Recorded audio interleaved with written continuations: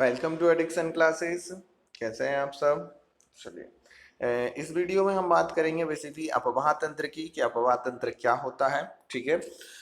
और यहाँ पर हम नाइन्थ क्लास के एनसीईआरटी को कवर अप करेंगे और नाइन्थ क्लास के एनसीईआरटी में सारी चीज़ों को समझने की कोशिश करेंगे। क्यों? क्योंकि कॉम्पिटिटिव एग्जाम की बात करें तो कॉम्पिटिटिव एग्जाम यहाँ तक कि एटलीस्ट यूपीएससी भी एनसीईआरटी से क्वेश्चन बहुत ज़्यादा पूछता है।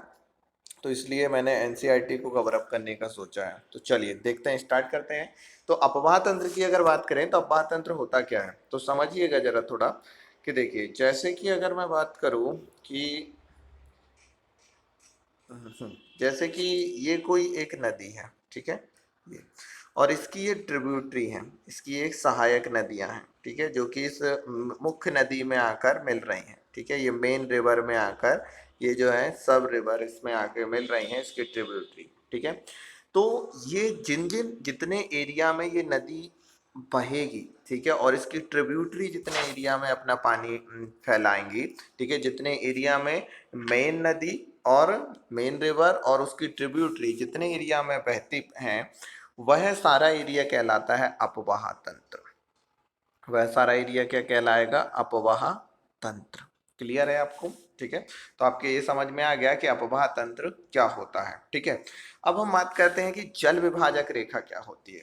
तो किसी भी दो अपवाह तंत्र के बीच में, जब किसी भी दो अपवाह तंत्र के बीच में कोई ऊंची स्थलाकृति आ जाती है, कोई ऊंचा भूभाग आ जाता है, जैसे आप पर्वत, पठार, ठीक है, जो कि दो अपवाह तंत्रों को अलग करता है, तो उसे आप कहोगे क्या? जल विभाजक। यहाँ पर आप चित्र में देखिए कि एक अपवाह तंत्र आपको ये दिखाई दे रहा है, एक अपवाह तंत्र ये दिखाई दे रहा है। दोनों ही घाटी में बह रही हैं और ये उसकी ट्रिब्यूटरी है राइट साइड से, है ना। और ये बीच में जो पर्वत है ये क्या है? ये जल विभाजक का काम कर रहा है, जो कि दो अपवाह तंत्रों को अलग अलग कर रहा है।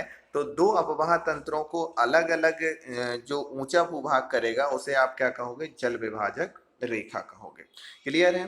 तो अगर हम बात करें कि सबसे बड़ा, दुनिया में सबसे बड़ा अपवाह तंत्र कौन सा है, तो अमेजन नदी का अपवाह तंत्र है। अमेजन नदी जो कि दक्षिणी अमेरिका में बहती है। ठीक है, दक्षिणी अमेरिका में बहने वाली नदी है अमेजन नदी। ठीक है, तो ये आप याद रखिएगा, दक्षिणी अमेरिका। ठीक है। चलिए, अब हम बात करते हैं कि भारत में कौन कौन से अपवाह तंत्र हैं। तो भारत में अपवाह तंत्रों की बात करें तो भारत में मेनली दो अपवाह तंत्र होते हैं। ठीक है, एक होता है प्रायद्वीपीय अपवाह तंत्र और दूसरा होता है आपका हिमालय अपवाह तंत्र। अब प्रायद्वीप क्या होता है? तो प्रायद्वीप वो क्षेत्र होता है जो कि तीन ओर से समुद्र से घिरा हो, उसे प्रायद्वीप कहते हैं। ठीक है, जो तीन ओर से समुद्र से घिरा हो, जैसे कि इंडिया की बात करें तो इधर से भी समुद्र से घिरा, इधर से भी और इधर से भी, वो प्रायद्वीप कहलाता है। ठीक है। तो प्रायद्वीप में जो बहने वाली नदियां हैं और जो अपवाह तंत्र है, यानी प्रायद्वीपीय भारत में नदी और उनकी सहायक नदियां जो जो बहती हैं, वह प्रायद्वीपीय अपवाह तंत्र का निर्माण करती हैं। और हिमालय से जो निकलने वाली नदियां या हिमालय के उस साइड से निकलने वाली जो नदियां हैं, वह हिमालय अपवाह तंत्र का निर्माण करती हैं। ठीक है, जैसे प्रायद्वीप में कौन सी है? नर्मदा है, ताप्ती है, ठीक है, गोदावरी है, कृष्णा है, पेन्नार है, कावेरी है। तो ये जो है वो प्रायद्वीपीय अपवाह तंत्र का, उसके बाद महानदी है। ठीक है, ये प्रायद्वीपीय अपवाह तंत्र का निर्माण करेंगी। वहीं पर अगर हम बात करें कि हमारा हिमालयी अपवाह तंत्र, तो हिमालय अपवाह तंत्र में जो नदियां आती हैं उसमें आपकी आएगी सिंधु और उसकी सहायक नदियां, फिर उसके बाद गंगा और उसकी सहायक नदियां, ब्रह्मपुत्र और उसकी सहायक नदियां। तो मेनली जो है वो आपकी सिंधु और उसकी सहायक मिलेंगी, ठीक है, गंगा और उसकी सहायक, और ब्रह्मपुत्र और उसकी सहायक, ये नदियां मिलेंगी। ठीक है। चलिए, तो अब हम बात करते हैं।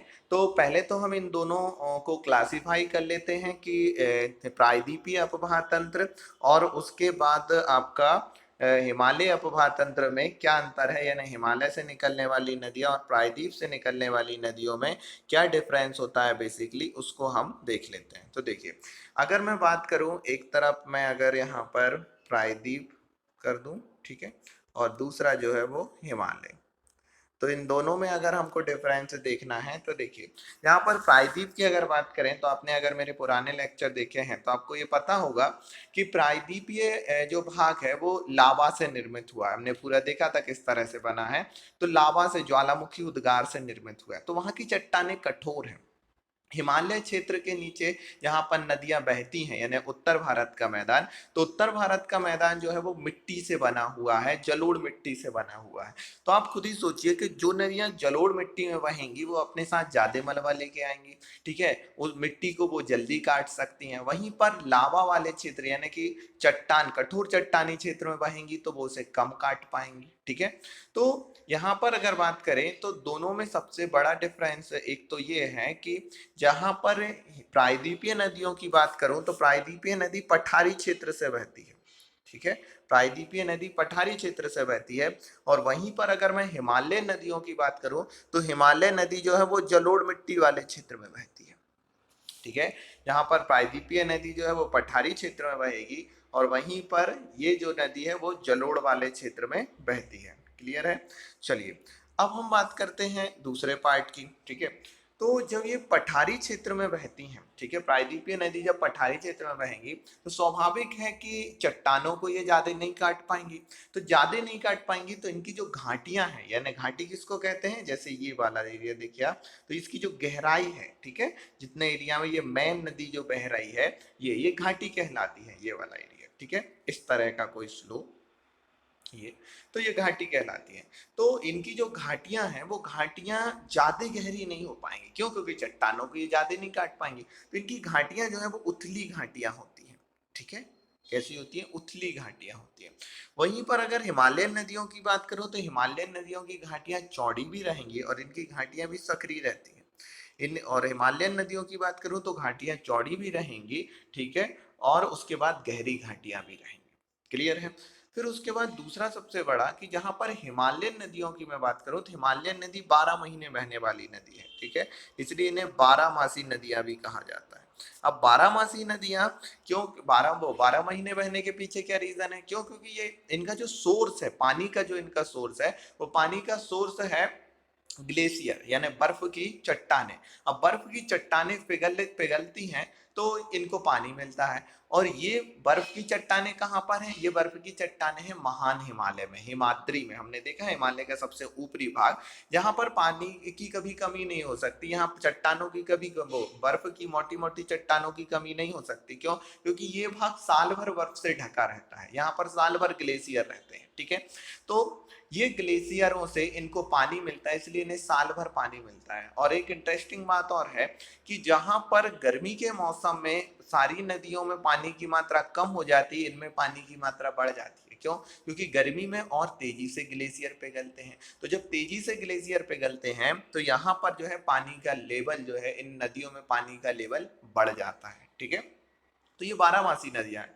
वहीं पर प्रायद्वीपीय नदियों की बात करूं तो प्रायद्वीपीय नदियां 12 मासी नदियां नहीं है, यानी 12 मासी यानी बहती तो ये वर्ष भर है, ठीक है, लेकिन सभी नदियां वर्ष भर नहीं बहती हैं।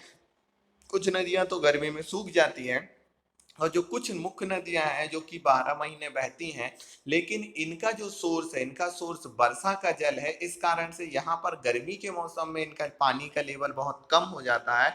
और यहाँ गर्मी के लेवल में पानी कम भी हो जाता है, ठीक है। और दूसरा जो है कि इनकी जो मुख्य नदियां हैं उनमें वो तो सूख ही जाती हैं, ठीक है, वो सॉरी मुख्य बोल रहा हूँ, इनकी जो सहायक नदियां हैं वो तो सूख ही जाती हैं। क्लियर है? चलिए, फिर उसके बाद हम बात करें हिमालयन नदियों की, तो हिमालयन नदियां जो है वो गार्ज का निर्माण करती हैं। ये आप स्थल आकृति देख रहे होंगे, इस साइड भी पर्वत है, इस साइड भी पर्वत है, और पर्वतों को काट के जो है वो ये जब आती हैं तो ये गार्ज कहलाते हैं, ठीक है। तो ये गार्ज की अगर बात करें तो गार्ज मुख्यतः दो तीन नदियां बनाती हैं। वो तीन नदियां कौन कौन सी हैं? एक आपकी सिंधु नदी है, दूसरी सतलज, जो तीसरी ब्रह्मपुत्र। ये विशाल गार्ज का निर्माण करती हैं, पूरे पहाड़ों को काट कर जो है, और ये भारत में प्रवेश करती हैं, ठीक है। तो गार्ज का मतलब ये होता है, ठीक है, पूरे पर्वत को काट के ये भारत में आती है, ठीक है। तो इस तरह से ये गार्ज का निर्माण करती है, ठीक है।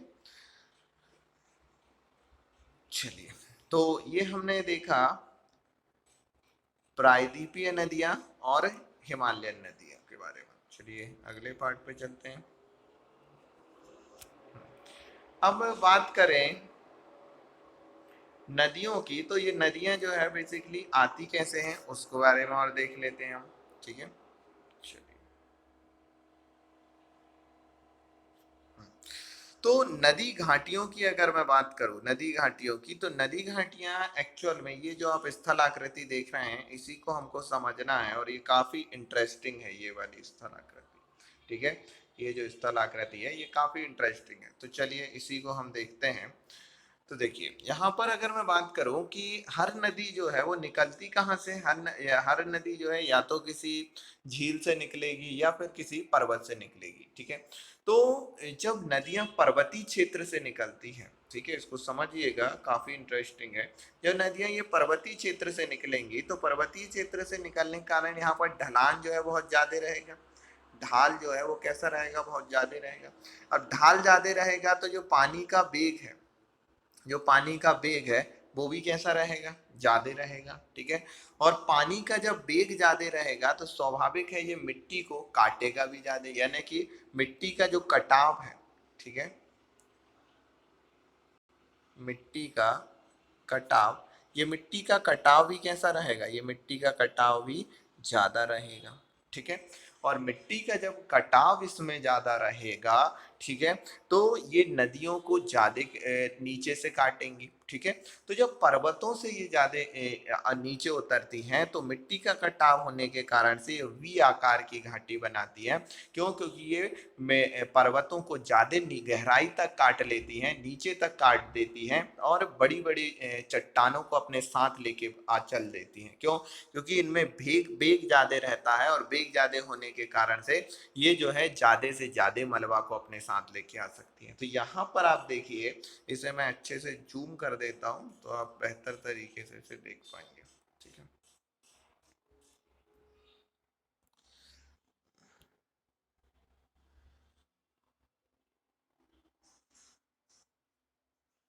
देखिए, तो यहाँ पर अगर आप देखें,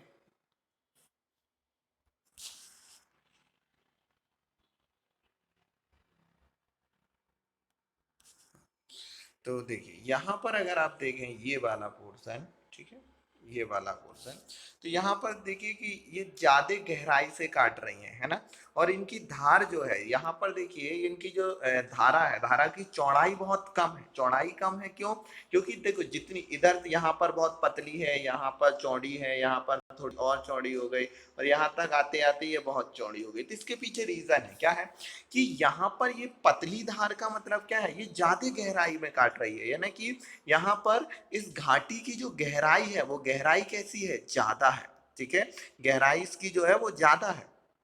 ठीक है, धार यहाँ पर चौड़ी हो गई है ना, गहराई जो है यहाँ पर इसकी अपेक्षा थोड़ी कम हो गई है। अब इसके पीछे क्या रीजन है, क्योंकि यहाँ पर जो है वो ऊंचाई ज्यादा है, जैसे जैसे ये नीचे आती जा रही है वैसे वैसे इसका ढाल कम होता जा रहा है। ठीक है, ऊंचाई जो है वो यहाँ पर कम होती जा रही है, यहाँ देखो कितनी ऊंचाई है, यहाँ पर जो है कम है, यहाँ पर और कम है। तो जैसे जैसे ऊंचाई कम होती जाएगी वैसे वैसे, यानी जैसे जैसे ऊंचाई कम होती जाएगी वैसे वैसे ये नदी अपने आपको गहरा कम करेगी। ठीक है, तो ये जो आकृति है यहाँ वी आकार की का आकृति तुम्हें दिखाई दे रही है। ठीक है, वी जैसा शेप बन रहा है। तो ये वी जैसा शेप क्यों बन रहा है, क्यों, क्योंकि नदियां जो हैं अपने आप को गहराई में ज्यादा काट रही हैं, यानी अपने आप को नीचे की ओर ज्यादा काट रही हैं। समझ पा रहे हैं आप। ठीक है, तो नीचे की ओर काटने के कारण से ये धार पतली है। क्लियर है, चलिए। फिर उसके बाद जो है नदी दूसरी अवस्था में आती है, दूसरी अवस्था में यानी कि यहाँ मैदानी क्षेत्र में उतरती है। अब मैदानी क्षेत्र में जब वो उतरेगी तो यहाँ पर देखिए, जब नदी पर्वत के ढाल से आ रही थी बिल्कुल सीधी आकृति बना रही थी, थोड़ा जैसे जैसे ऊंचाई कम होती जा रही है वैसे वैसे ये विसर्प बनाने लगी है। ठीक है, यहाँ पर ये विसर्प, विसर्प यानी ऐसी लहर, ये विसर्प की मात्रा बढ़ती जा रही है। ठीक है, ये देखिए ये विसर्प बहुत बड़ा होता जा रहा है।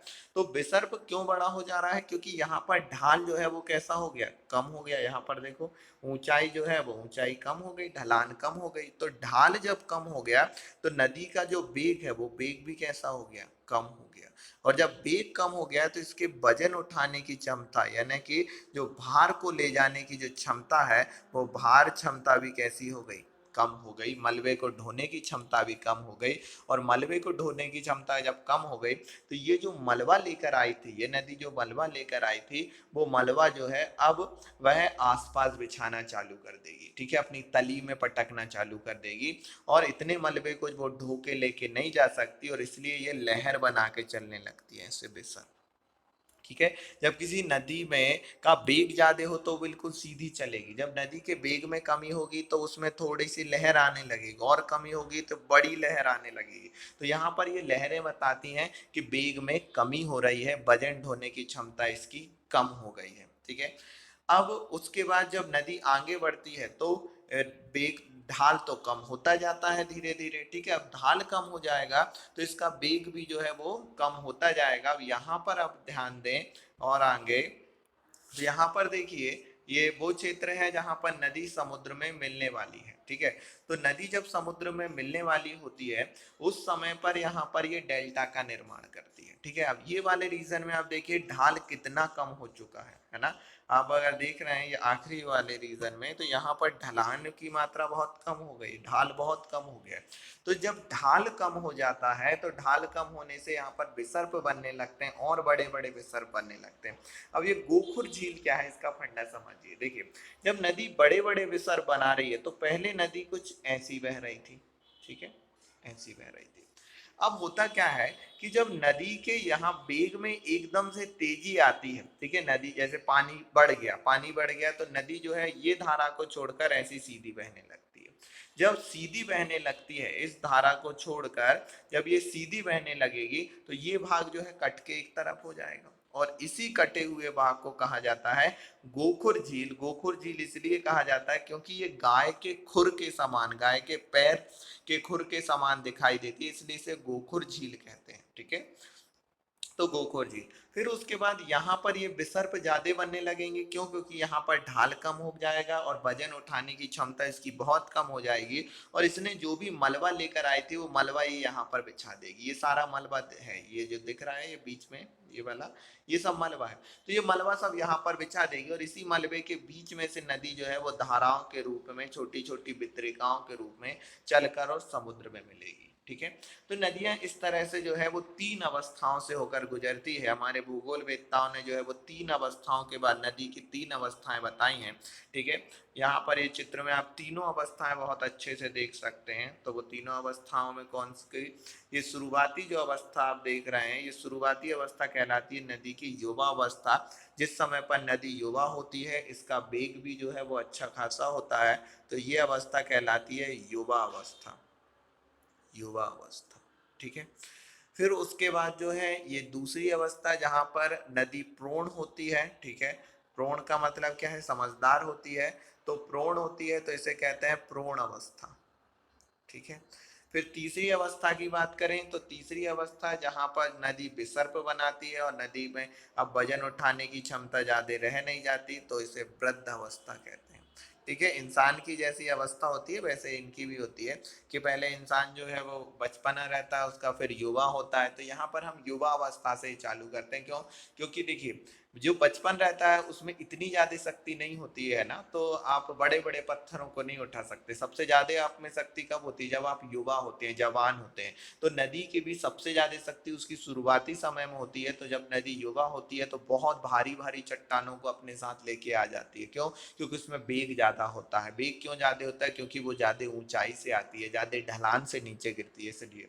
तो ये युवा अवस्था है। फिर उसके बाद नदी जब मैदानी क्षेत्र में आती है, ये मैदानी क्षेत्र होता है, जब मैदानी क्षेत्र में आती है ढलान कम होता है तो नदी का वेग भी कम होता है और इस अवस्था को कहते हैं प्रोण अवस्था, ठीक है। प्रोण का मतलब होता है कि जब व्यक्ति जो है वो बड़ा हो गया, युवा अवस्था को पार कर चुका है, 25-26 साल में जब पहुंच जाता है तो प्रोण कहलाने लगता है। तो ऐसे ही इसकी भी प्रोण अवस्था होती है, ठीक है। अब आप उतने जो है जोशीला खून नहीं होता जितना कि इस अवस्था में होता है।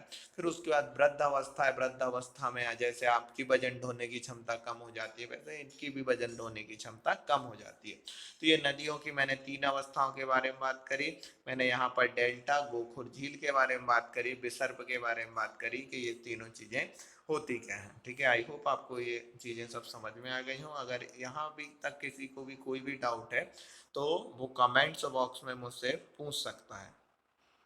क्लियर है? चलिए, मैं पूरी कोशिश करूंगा कि आपके एक एक डाउट को क्लियर कर दूं, जिससे कि आपके दिमाग में कोई भी चीज ऐसी ना बचे, ठीक है, जो कि आपको कंफ्यूजन पैदा कर सकती है। चलिए, तो यहाँ पर हम प्रायद्वीपीय नदियों के बारे में बात करी हमने, ठीक है, और हिमालयन नदियों के बात करी। एक बार मैं थोड़ा सा जल्दी से इसको रिवाइज कराना चाहता हूँ, जिससे कि आपके ये चीजें दिमाग में अच्छे से फंस जाए। तो जहाँ पर हमने प्रायद्वीपीय नदियों की बात करी कि प्रायद्वीपीय नदियाँ क्या होती हैं, तो प्रायद्वीपीय नदियाँ वे नदियाँ होती हैं जो कि प्रायद्वीपीय क्षेत्र में बहती हैं, यानी कि आप कहें तो दक्षिण भारत जिसे आप कहते हैं, ठीक है, मगर दक्षिण भारत और प्रायद्वीप दोनों अलग अलग होते हैं, वो मैं अभी बता दूं, नहीं तो बाद में आपको एक कंफ्यूजन पैदा हो, ठीक है। तो प्रायद्वीपीय नदियों की बात करें तो प्रायद्वीपीय नदियां प्रायद्वीपीय क्षेत्र में बहेंगी, ठीक है। और उसके बाद जो है प्रायद्वीपीय नदियां चट्टानी क्षेत्र में बहती हैं, पठारी क्षेत्र में बहती हैं। पठारी क्षेत्र में बहने के कारण से इनकी तली जो है वो उथली होती है, ठीक है, और उसके बाद इनमें ऊंचाई भी कम होती है। वहीं हिमालयन नदियों की बात करें तो हिमालयन नदियों की जो घाटियां हैं वो कैसी होती हैं, गहरी होती हैं। घाटियां यहाँ पर गहरी होती हैं और यहाँ पर उथली होती हैं, ठीक है। फिर उसके बाद ये जो है वो चट्टानी क्षेत्र में बहती है, और ये जो नदियां हैं वो जलोढ़ मिट्टी में बहती हैं, ठीक है। फिर उसके बाद ये नदियां जो है विसर्प का इतना निर्माण नहीं करती हैं, ठीक है, और ये नदियां जो है वो विसर्प का निर्माण करती हैं, ठीक है। ये विसर्प निर्माण नहीं, और ये नदियां जो है वो विसर्प का निर्माण करती हैं। फिर उसके बाद बात करें प्रायद्वीपीय नदियों की, तो प्रायद्वीपीय नदियां 12 मासी नहीं होती हैं, सारी नदियां ये मौसमी होती हैं, ठीक है। मौसम में इनमें पानी की मात्रा ज्यादा होती है, बारिश में पानी की मात्रा ज्यादा होती है, ठीक है। बाकी के मौसम में इसमें पानी की मात्रा कम होती है। यहाँ पर जो है वो बारिश में तो होती है ज्यादा, लेकिन गर्मी में भी इसमें पानी की पर्याप्त मात्रा रहती है, क्योंकि इनका सोर्स जो है, इनका सोर्स क्या है, इनका सोर्स यह ग्लेशियर होता है, ठीक है। चलिए, फिर उसके बाद बात करें हम प्रायद्वीपीय नदियों की, तो प्रायद्वीपीय नदियां चट्टानी क्षेत्रों में बहने के कारण से यहाँ पर जो है झरने ज्यादा बनते हैं, ठीक है, इसलिए यहाँ पर नौवहन संभव नहीं है, यानी कि आप इन क्षेत्रों में नौका नहीं चला सकते हैं, ठीक है, नाव नहीं चला सकते हैं। क्यों? क्योंकि यहाँ पर झरने ज्यादा हैं, तो स्वाभाविक है कि आपने जैसे ऊबड़ खाबड़ जमीन रहेगी वहीं पर झरने पैदा होंगे, ठीक है। यानी झरने कब पैदा होते हैं, जैसे कि मान लीजिए कि मैं एक एग्जांपल से बताता हूँ आपको। जैसे कि मान लीजिए ये नदी जा रही है ऐसी सीधी, ठीक है, और एकदम से उसमें युवा अवस्था आ जाए, नदी का पानी एकदम से नीचे की तरफ आए, यानी कि जो ढाल है वो ढाल एकदम से यहाँ पर बढ़ जाए, ठीक है, अभी ऐसा था और एकदम से ऐसा ढाल हो जाए, तो नदी का पानी यहाँ से नीचे गिरेगा, तो यहीं पर बनेंगे क्या, झरने, ठीक है। तो यहाँ पर जो है वो झरने ज्यादा बनते हैं, क्यों? क्योंकि ढाल में एकदम से जो है वो ढलान है, वो सॉरी, जो जमीन है उसमें एकदम से ढलान आ जाता है, जिसके कारण से नदी जो है एकदम से ऊपर से नीचे गिरती है, और वहीं पर जो है वो झरने का निर्माण होता है, ठीक है। तो आपको ये समझ में आ गया कि झरने किस तरह बनते हैं। तो जो प्रायद्वीपीय नदियां हैं, प्रायद्वीपीय नदियों में झरने ज्यादा बनते हैं, और वहीं पर हिमालयन नदियों में जो है, हिमालयन नदियों में झरने कम बनते हैं। इस कारण से प्रायद्वीपीय नदियों में जो है वो नौका वहन, यानी कि नाव जो है वो नाव नहीं चला सकते, ठीक है, नौका वहन यहाँ नहीं होता है, और इधर पर जो है वो नौका वहन हो सकता है, ठीक है। तो ये प्रायद्वीपीय नदियां और हिमालयन नदियों की बातें थी। अब हम देखते हैं कि हिमालयन नदियां कौन सी होती हैं और प्रायद्वीपीय नदियां कौन सी होती है। जैसे कि मैं आपको बता चुका हूँ कि जहाँ पर हिमालयन नदियों और प्रायद्वीपीय नदियों में डिस्ट्रीब्यूशन, तो हिमालयन नदियां जिसमें सिंधु, गंगा और ब्रह्मपुत्र और उनकी सहायक नदियां आती हैं, वहीं पर प्रायद्वीपीय नदियों में जो है वहाँ पर नर्मदा, ताप्ती, गोदावरी, कृष्णा, कावेरी, पेन्नार और महानदियां आती हैं, ठीक है। तो एक एक करके हम इनको पढ़ना चालू करते हैं। तो चलिए, सबसे पहले हम देखते हैं हिमालयन नदी तंत्र। तो हिमालयन नदी तंत्र में हम सबसे पहले देखते हैं सिंधु नदी, ठीक है। चलिए, तो सिंधु नदी की अगर मैं बात करूं तो सिंधु नदी जो कि मानसरोवर झील से निकलती है, आपने इससे पहले के वीडियो में हिमालय के बारे में पढ़ा है मुझसे, है ना। तो हिमालय की बात करूं तो हिमालय में हमने एक ट्रांस हिमालयन देखा था। तो ट्रांस हिमालयन में एक पर्वतमाला है कैलाश पर्वत, ठीक है। कैलाश पर्वत जो कि तिब्बत क्षेत्र में है, वही कैलाश पर्वत जिसके बाद जहाँ पर शंकर जी का निवास स्थान माना जाता है, ठीक है, उसी कैलाश पर्वत की मैं बात कर रहा हूँ। तो यहाँ पर मानसरोवर झील है, ठीक है। कैलाश पर्वत के पास ही जो है वो मानसरोवर झील है, और उसी झील से एक नदी निकलती है, और वो नदी का नाम है सिंधु नदी, ठीक है। कौन सी नदी? सिंधु। ये जो है वो पाकिस्तान में कराची के पास जाकर अरब सागर में गिर जाती है, ठीक है। ये पूरे के पूरे हिमालय को काट के और भारत में प्रवेश करती है। और हिमालय को काट के अगर ये भारत में प्रवेश कर रही है तो ये माना जाता है कि ये नदियां हिमालय से पुरानी हैं। क्यों? क्योंकि हिमालय के बनने के बाद अगर ये नदियां होती तो हिमालय को नहीं काट पाती, ठीक है। क्यों? क्योंकि हिमालय की ऊंचाई बहुत ज्यादा है और उसको काटना संभव नहीं था, इसलिए हिमालय से पहले की नदियां हैं। और जब ये नदियां बह रही थी उसी समय हिमालय भी बन रहा था। तो जैसे जैसे अब हिमालय एक रातों रात तो एकदम से उठ नहीं गया होगा, ठीक है, एकदम से कि इतना बड़ा हिमालय हो गया, बहुत धीरे धीरे हो रही थी, हजारों लाखों सालों में होने वाली प्रक्रिया है।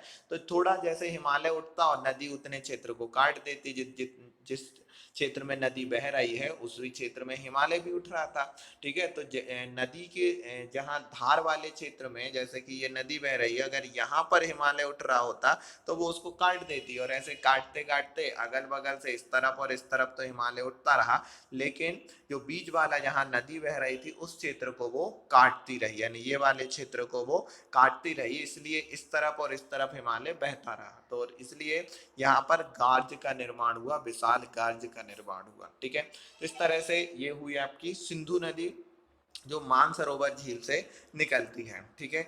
फिर उसके बाद हम बात करें, पहले मैं पूरे सिंधु नदी तंत्र के बारे में बात कर लेता हूँ। सिंधु नदी तंत्र में और उसकी सहायक नदियों की बात करें तो दूसरी नदी आप देखेंगे चिनाब नदी, ठीक है। कौन सी? चिनाब नदी, ठीक है। चिनाब की दो सहायक नदियां हैं, एक है आपकी झेलम, झेलम, और दूसरी जो सहायक नदी है वो है रावी। झेलम और रावी, ठीक है। फिर उसके बाद एक और नदी है जो कि हिमालय के पास से ही जो है वो राकसताल झील से निकलती है। कौन सी झील? राकसताल, राकसताल। तो राकसताल झील से एक और नदी निकलती है जिसका नाम है सतलज नदी, और ये जो है आकर मिलती है किसमें? ये आकर मिलती है चिनाब नदी में, ठीक है, चिनाब में। चिनाब इसकी सहायक है, और वो चिनाब की ये सहायक है, सॉरी, सतलज। और उसके बाद सतलज की एक सहायक नदी है जिसका नाम है ब्यास, ठीक है। क्या है? ब्यास नदी, ठीक है। चलिए, तो इस तरह से जो है वो ये सिंधु नदी तंत्र का निर्माण होता है। सिंधु नदी, उसकी सिंधु की सहायक जो है सबसे बड़ी सहायक नदी है चिनाब, ठीक है। चिनाब की दो सहायक नदियां हैं, वो कौन कौन सी हैं? ऊपर की तरफ झेलम और नीचे की तरफ रावी, ठीक है। फिर उसके बाद सिंधु के पास, सिंधु के उद्गम स्थल यानी मानसरोवर के पास पर ही जो है वो कौन सी झील है? राकसताल झील है, ठीक है। मानसरोवर के पास ही राकसताल झील है, और राकसताल झील से जो है वो एक नदी निकलती है सतलज नदी, जो कि आगे चलकर कहाँ पर मिल जाती है? ये मिल जाती है आपकी चिनाब नदी में, ठीक है। चलिए, तो इस तरह से सिंधु नदी तंत्र में आपकी कितने? एक, दो, तीन, चार, पांच नदियां जो है, पांच इसकी सहायक नदियां हैं। चलिए, तो अब बाकी की नदियों को हम नेक्स्ट वीडियो में कवर अप करेंगे, ठीक है। ये सिंधु नदी तंत्र के बारे में भी और भी चीज़ें हम पढ़ेंगे, ठीक है। मैं चाहता हूँ ज़्यादा लंबे वीडियो ना हो जिससे कि बोरियत ना हो, ठीक है। चलिए, तो अगर वीडियो अच्छा लगे तो इसे लाइक कीजिए, शेयर कीजिए और चैनल को सब्सक्राइब कीजिए।